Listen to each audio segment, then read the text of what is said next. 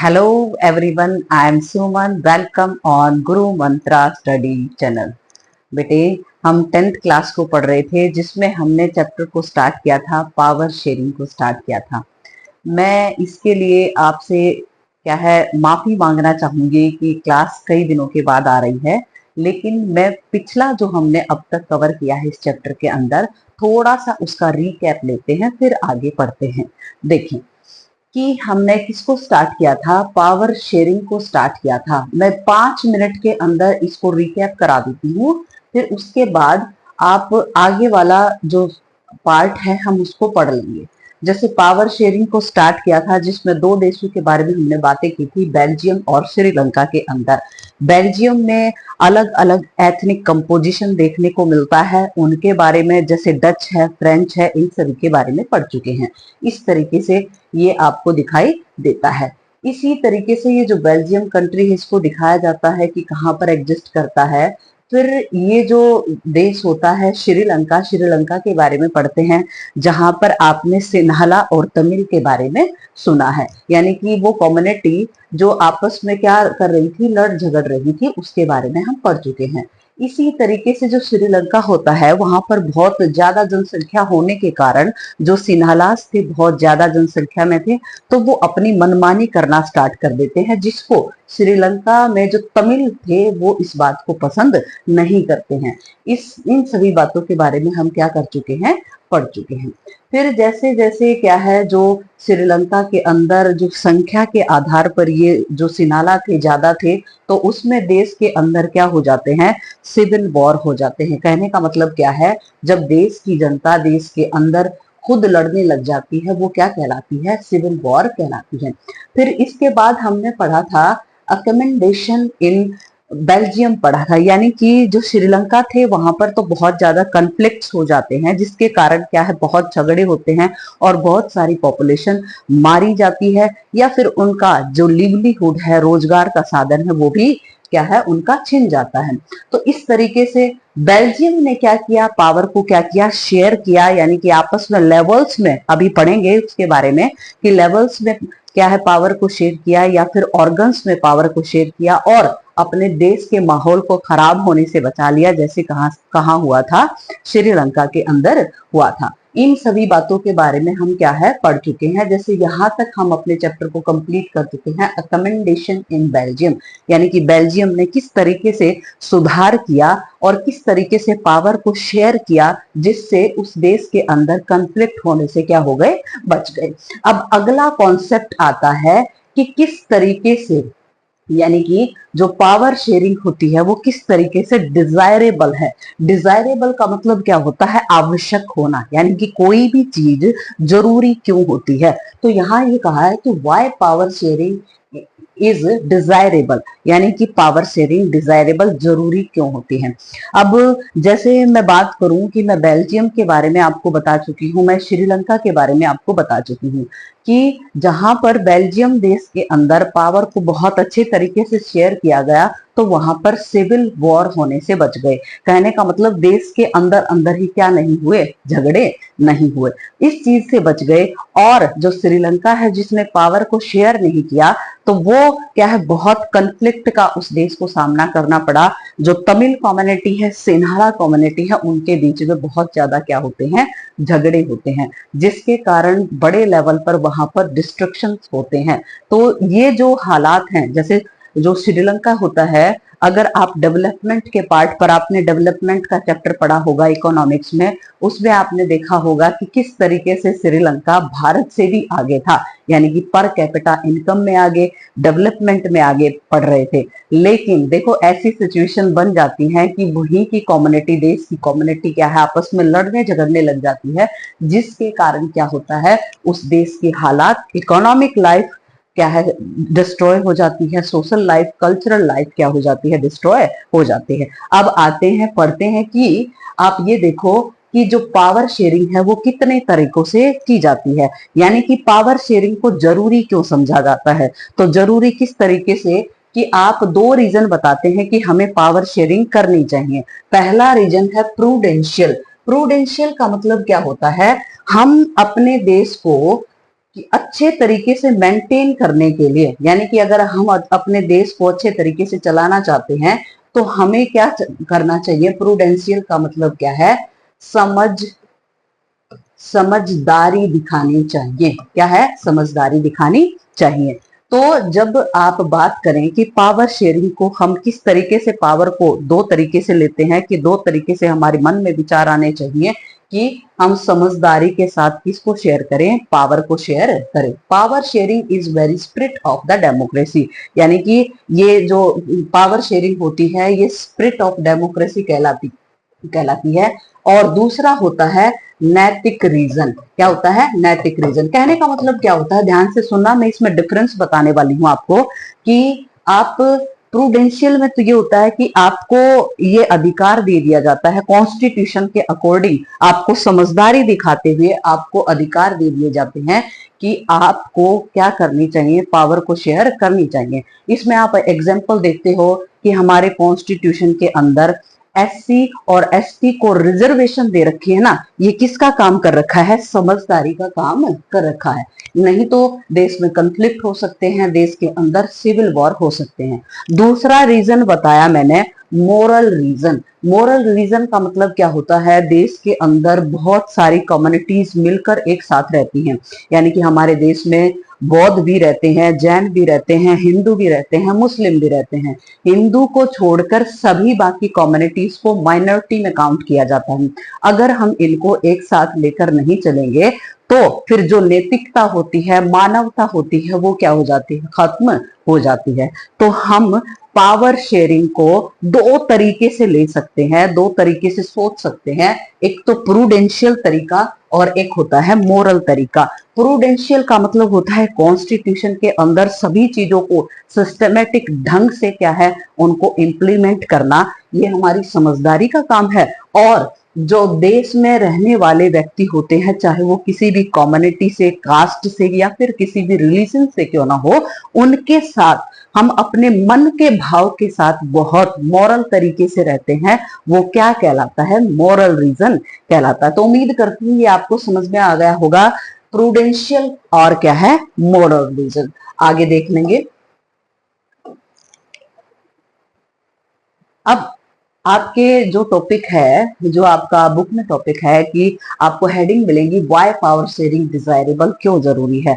तो इसमें पहला रीजन हम पढ़ चुके हैं, प्रूडेंशियल, यानी कि समझदारी दिखाते हुए हम पावर्स को अलग अलग क्या है लेवल पर या फिर ऑर्गन्स में अपनी पावर को शेयर कर सकते हैं। देखो कैसे, prudential reason for the power sharing, यानी कि जरूरी है समझदारी दिखाते हुए हमें अपने देश के अंदर पावर को शेयर करना चाहिए। Social conflict often leads to the violence and the political instability, यानी कि कहने का मतलब क्या है, अगर कि अलग अलग कम्युनिटी में ये मन में मतभेद आता है या भेद आता है तो उसके कारण क्या हो सकते हैं, कंफ्लिक्ट हो सकते हैं, दंगे हो सकते हैं, लड़ाई झगड़े हो सकते हैं। और वो किसको प्रमोट कर देगा, वो करेगा वायलेंस, उस दौरान हिंसा हो सकती है और पॉलिटिकल इंस्टेबिलिटी हो सकती है। यानी कि ऐसा हो सकता है कि वहां पर जो राजनीति है वो भी अच्छे तरीके से परफॉर्म ना कर पाए। आगे, power sharing is good way to ensure the stability of political order. देखो सीधी सी बात है, अगर देश में राजनीति आप ये सोच रहे हैं कि बहुत शांति के साथ या बहुत बेहतरीन तरीके से के साथ राजनीति चले, तो उसके लिए बहुत जरूरी होता है कि पूरे देश की जो पॉपुलेशन है वो मिलजुल कर और बहुत बेहतरीन तरीके से रहे। नहीं तो देश के अंदर क्या पैदा हो जाएंगे, कन्फ्लिक्ट पैदा हो जाएंगे और बहुत सारा वायलेंस होने की संभावना होती है। फिर इसका समाधान क्या, इसका समाधान कि हर कम्युनिटी को देखते हुए ऐसे रूल्स, नियम, रेगुलेशंस, लॉस बनाने चाहिए ताकि सभी को इक्वलिटी का क्या हो, एहसास हो। आप अपने कॉन्स्टिट्यूशन के अंदर पढ़ते हैं कि हमें क्या है, राइट्स दिए गए हैं, 6 राइट्स, कॉन्स्टिट्यूशनल राइट्स दिए गए हैं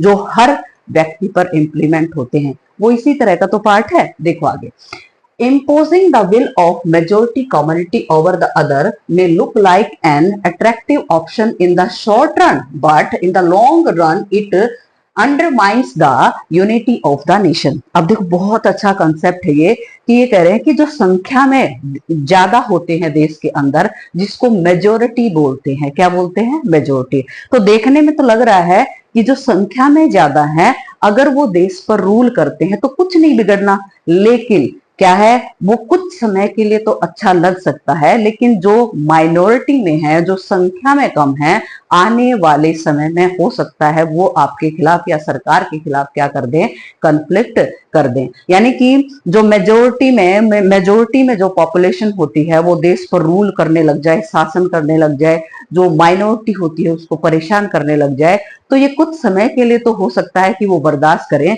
लेकिन आने वाले समय में ये संभावना होती है कि उनके बीच में क्या हो जाए, कन्फ्लिक्ट्स हो जाए। आगे देखो, tiny of the majority. Tiny का मतलब होता है जुल्म करना, अत्याचार करना, यानी कि जो मेजोरिटी संख्या में ज्यादा है, कम्युनिटी, वो गवर्नमेंट में भी बैठी है, अगर वो जुल्म करना स्टार्ट कर देती है, is not just oppressive for the minority, it often brings ruin to the majority as well. बहुत ध्यान से सुनना, आपने एग्जाम्पल पढ़ा होगा, किसका एग्जाम्पल, श्रीलंका का एग्जाम्पल पढ़ा, जिसमें सिन्हाला भाषा बोलने वाले व्यक्तियों की मेजोरिटी थी, जो कि कौन से धर्म को मानते थे, बौद्ध धर्म को मानते थे। उनको ये लग रहा था कि हम अपनी पॉलिसीज को इनके ऊपर थोपते रहेंगे और जो तमिल्स हैं वो चुपचाप क्या करते रहेंगे, सुनते रहेंगे, लेकिन ऐसा नहीं होता है।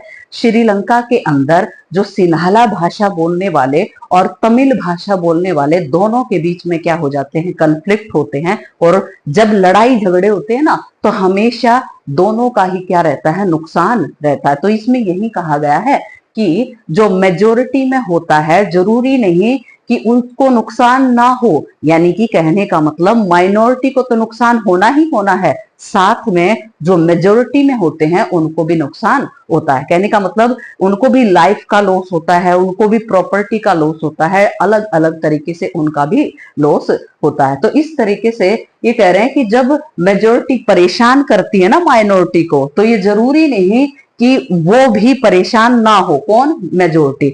अब लॉन्ग टर्म के बाद जो बहुत सारी पॉपुलेशन है वो क्या करना स्टार्ट कर देती है, विरोध करना स्टार्ट कर देती है।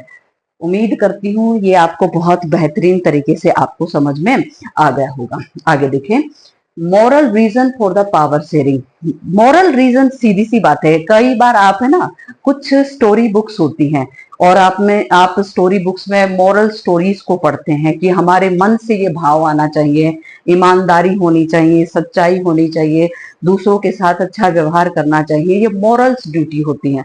तो ये कह रहे हैं कि moral reason for the power sharing, यानी कि पावर को अलग अलग बांटे, उसके लिए जनता के मन में ये होना चाहिए कि हम हर कम्युनिटी को साथ में लेकर चलें। देखो क्या है, power sharing is the very spirit of democracy. कहने का मतलब क्या है, पावर शेयरिंग क्या होती है, डेमोक्रेसी की आत्मा होती है। यानी कि कहने का मतलब क्या है, ये मन में हर देश, जो डेमोक्रेटिक देश है, देश के अंदर हर जो पॉपुलेशन है, जो सारी देश की पॉपुलेशन है, उसको इक्वल मानना चाहिए। कैसे, देखो, Our democratic rules involve the sharing power with those affected by its exercise and who have to live with its effects। यानी कि आप ये कह रहे हो कि देश के अंदर, कोई देश डेमोक्रेटिक कंट्री है और उस देश में पावर को क्या किया जा रहा है, शेयर किया जा रहा है, तो उससे उस देश की सारी जनता क्या होती है, प्रभावित होती है। तो जो देश की अगर जनता ही अच्छी है ना, तो ये माने कि हम सच में ही क्या है, हर कम्युनिटी को साथ में लेकर चलना चाहते हैं, हर कम्युनिटी का भला करना चाहते हैं, अगर ये भाव पूरे देश के अंदर होंगे तो देश में कन्फ्लिक्ट होने की संभावना कम से कम हो जाती है। देखो, people have right to be consulted on how they are to be gone. यानी कि अगर जैसे जैसे लगातार आप ये देखते हो कि न्यूज़पेपर्स में खबरें आती हैं, वो कैसे आती हैं, और जैसे कोई गवर्नमेंट ने पॉलिसी बनाई है, उनके बारे में कुछ डिस्कशन या डिबेट्स होते हैं, वो कैसे होते हैं कि जो मीडिया होती है वो पब्लिक के अंदर जाती है और उनके अलग अलग विचारों के बारे में सुनती है, कहने का काम करती है। तो इस तरीके से क्या होता है कि पूरी जनता के विचार कहाँ तक पहुंचते हैं, गवर्नमेंट तक पहुंचते हैं। तो ये कह रहे हैं कि किसी देश में अगर अच्छे तरीके से शासन करना है तो कंसल्ट करना होगा, किसके साथ, उस देश की जनता के साथ, कि कहीं कोई परेशान तो नहीं है, यानी कि सरकार की कोई ऐसी पॉलिसीज तो नहीं है जिसके कारण कोई जनता क्या है, परेशान हो। तो इन सभी बातों को देखना पड़ेगा। लेजिटिमेट, लेजिटिमेट का मतलब क्या होता है? वैध होना या फिर मान्य होना, यानी कि ऐसा तरीका जो कि मान्य माना जाता है। वैध जैसे कोई गवर्नमेंट होती है, अगर आप किसी भी जो गवर्नमेंट क्या है, हमारे जो एमपी एमएलए वगैरह होते हैं, उनका इलेक्शंस होते हैं, तो वो कैसी सरकार कहलाती है? वैध सरकार कहलाती है। कहने का मतलब क्या है? उसको किसने चुना है? जनता ने चुना है, पीपल ने चुना है। देखो, legitimate government is one where the citizen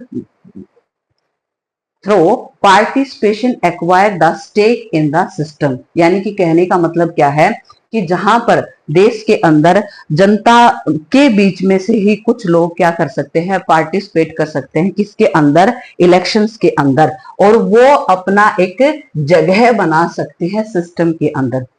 इसको ऐसे सिंपल शब्दों में समझो कि देश का हर वो नागरिक जो क्या कास्ट कर सकता है? वोट कास्ट कर सकता है, वो इलेक्शन में भी पार्टिसिपेट कर सकता है। कहने का मतलब क्या है कि देश में हर व्यक्ति आजाद है अपने विचार दूसरों के सामने प्रस्तुत करने के लिए, या फिर वो जनता के अंदर अगर फेमस है तो वो क्या बन सकता है? लीडर भी बन सकता है। तो यही कहा है कि कोई भी कम्युनिटी, अगर आप वैध सरकार उसको कहेंगे, यानी कि मान्य सरकार उसको कहेंगे, जहां पर जो पॉपुलेशन है वो अपने लीडर को क्या करती है? चुनती है, और जो माइनॉरिटी है वो भी किस में आ सकती है? गवर्नमेंट के अंदर आ सकती है। यानी कि ये किसका उदाहरण है? ये आपका डेमोक्रेसी का उदाहरण है। और रीजन कैसा है? मोरल रीजन है। आगे देखो, while the prudential reason stress that power sharing will bring out better outcomes, यानी कि देखो, प्रूडेंशियल रीजन में ये है कि समझदारी के साथ फैसले लिए जाते हैं,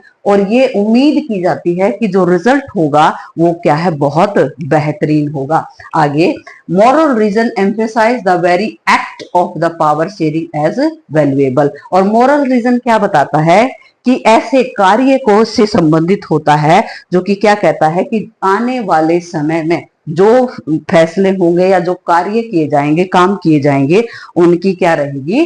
वैल्यू रहेगी। यानी कि अगर हम पावर को शेयर करते हैं जनता के साथ, हम अपने विचारों को शेयर करते हैं, या फिर जो बाकी माइनॉरिटी वाली कम्युनिटी है उनके साथ हम मिलजुल कर रहते हैं, तो इस तरीके से जो गवर्नमेंट है या सरकार है उसको चलाना या फिर देश को चलाना क्या है? बहुत बेहतरीन हो जाता है। चले बेटे, ये एक दिन का और रह गया है आपका जो क्लास है, क्योंकि अभी अगर मैं इसको पूरा करूंगी तो फिर थोड़ा सा लंबा टाइम लग जाएगा, क्योंकि ऑर्गन्स और लेवल्स रहते हैं उनको पढ़ना है। एक क्लास में, अगली क्लास में मैं इसको आपको पूरा करा दूंगी। और तब तक के लिए आप